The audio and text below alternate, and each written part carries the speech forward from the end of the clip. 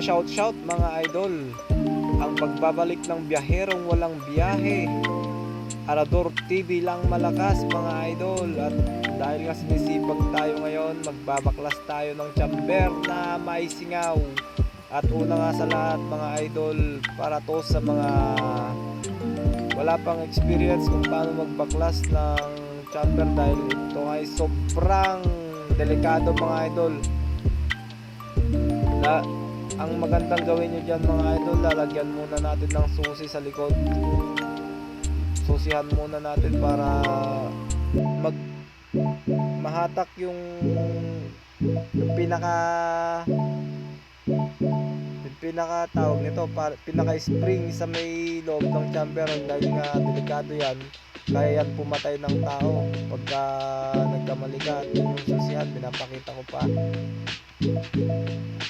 Babaklasin muna natin tong tornilyuhan na to para bumitaw. At hilahin, magandang gawin dyan mga idol, parang yung ginawa ko dyan, pinakain ko yung vice grip dyan, hihila ko muna para yung mag-control ulit siya, mag-compress din ulit yung maliit na spring dyan, para mabilis lang ikabit mamaya. Ayan na nga, sobrang dumi sa loob at ewan ko kung pinasok na yata ng tubig. Makikita nyo nga dyan sa video na punit-punit na, hindi na pwedeng ikabit ulit. At yan, napakadumi, sobrang dumi ng inuupuan ng diaphragm na yan. Ang gagawin natin dyan, lilinisan lang natin at lilihain natin ng gas lang para matanggal yung mga excess na dumi. At ayan na nga, yun na nga, binabalik ko lang muna yung one para hindi mawala. Binabalik muna yung nut para hindi mawala kung sakaling mamaya maglalagay ako. T30 nga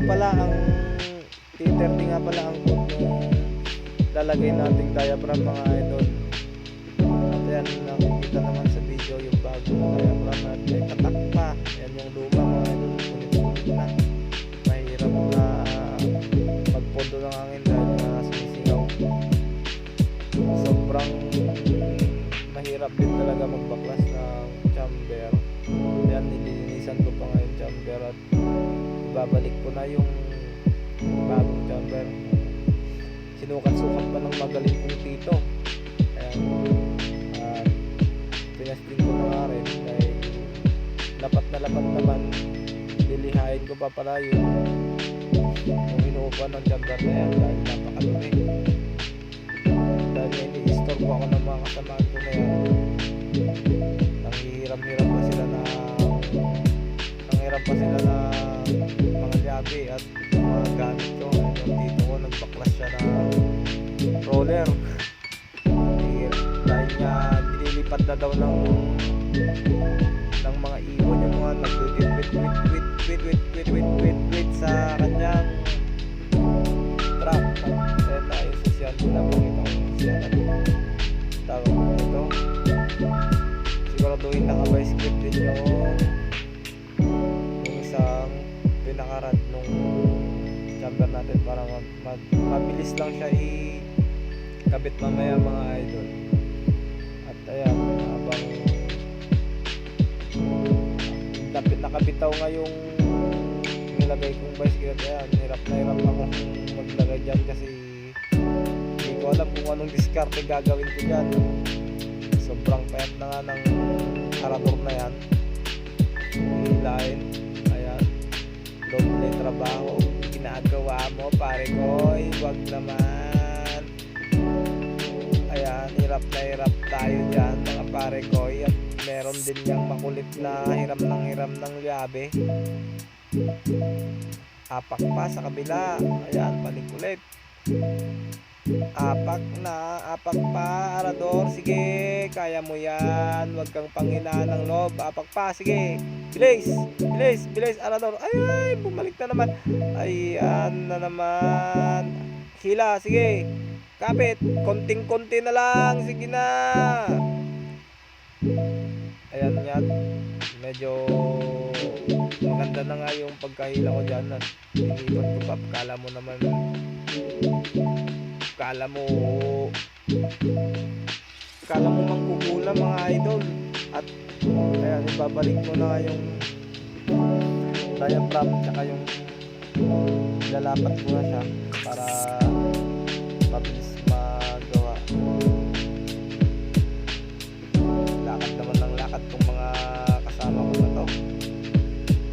Lalapat na natin, kakapit natin mamaya dahil nagmamadali tayo. Kailangan natin magdi-December na nga pala mga idol.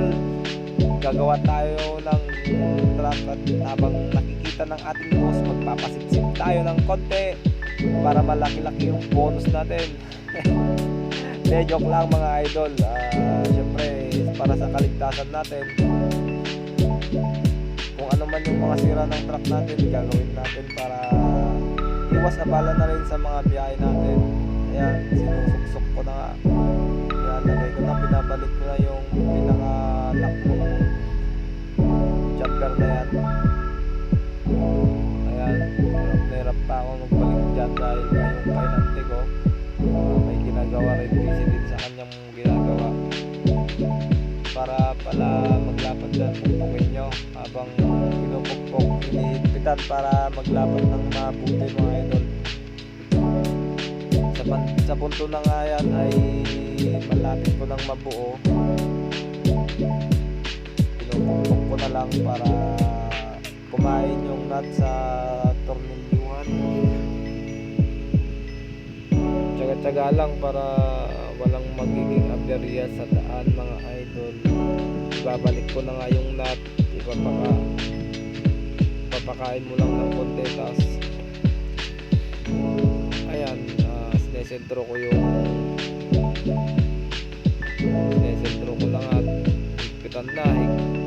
higpitan na natin yan tulad ng paghihigpit ng misis mo sa'yo o kaya jowa.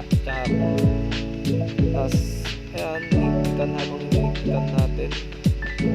Magkukwento muna tayo ng mga nangyayari sa daan dahil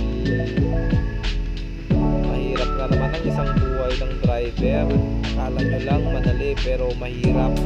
Yung nag-end na nga, fast forward tayo mga idol. Kinakabit na ng utol ko yung jumper dahil nga nagawa na natin.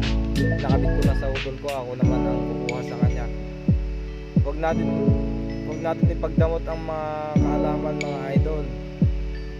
Siya nga pala ang pinatira ko dyan, at para pagdating ng araw, pag naging isang ganap na driver na rin siya, hindi siya mangapa sa mga gawaing truck. At pagka nasiraan siya, alam niya kung paano ang troubleshooting ng mga gawain niya para hindi rin siya mahirapan sa pag-a-adjust bilang isang driver, dahil nga ito ang mahirap din sa isang driver na sasampa ka na lang, hindi ka marunong gumawa. Dahil nga patapos na tong video na to, gusto ko lang i-shoutout ang mga team biyaheros sa Truck Driver Philippines, sa mga TDSP. Shoutout sa inyo mga idol, yung mga walang sawang sumusuporta sa ating mini vlog mga idol, kay Arador. Shoutout sa inyo lahat mga idol. Ingat lagi sa biyahe, takbong pogi lang. Shoutout sa ating lahat mga idol. For the views, Arador.